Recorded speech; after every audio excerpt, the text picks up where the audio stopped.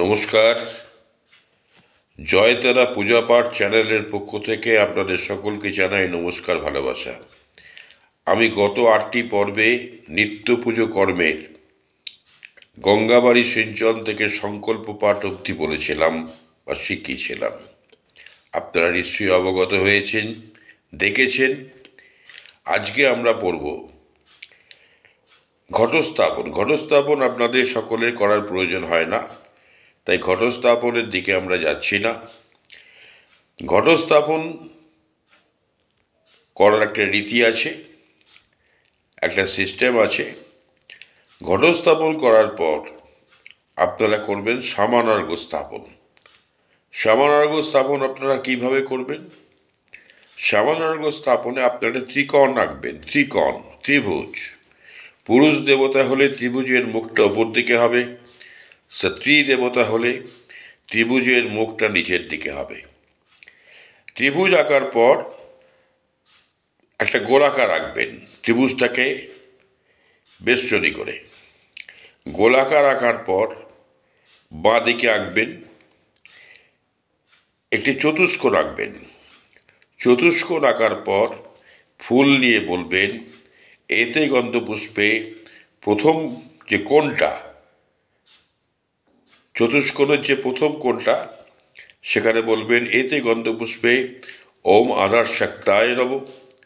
পরে যেটা কোণ, সেখানে বলবেন এতে গন্ধপুষ্পে ওম কুরুমায় নব। তারপরে বলবেন এতে গন্ধপুষ্পে ওম পৃথিব্যই নব।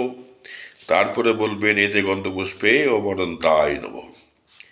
বলার পর কুশিটা একবার ঘুরিয়ে নেবেন মণ্ডলের ওপর। ঘুরিয়ে নিয়ে বলবেন ওম অস্ত্রায় ফট বলে কুশিটা মণ্ডলের ওপর স্থাপন করবেন।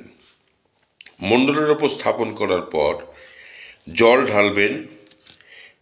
4 ভাগের 3 ভাগ জল দেবেন। ওম শব্দ উচ্চারণ করে 10 বার ওম শব্দটি বলবেন। ওম ওম ওম করে 10 বার বলবেন, দিয়ে জলটি ঢালবেন।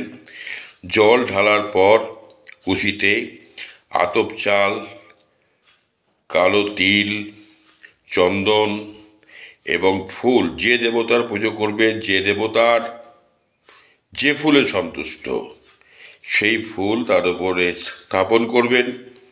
স্থাপন করে বলবেন জলে যেন আঙুল না ঢোবে, আঙুল নখ ডুববে না, এইভাবে ধরে বলবেন। কি বলবেন? গঙ্গা যমুনা চৈব গোদাবরী নর্মদে সিন্ধু কাবেরী জলেস্মিন সন্নিধিং কুরু। তারপরে ওং ওং ওং করে 10 বার জপ করবেন ওর ওপরে, ওই কোষাকুষির ওপরে। জপ করার পর জলটি সমস্ত দ্রব্যে ছিটিয়ে দেবেন। ছিটিয়ে দেওয়ার পর নিজের মস্তকে ছেটাবেন। মস্তকে ছেটানোর পর আপনারা করবেন কট শুদ্ধি। কট শুদ্ধি কীভাবে করবেন সেটা আমি কালকে পরবর্তী ভিডিওয়ে বলে দেবো। নমস্কার। আজকের মতো ভিডিও আমরা এখানেই শেষ করলাম।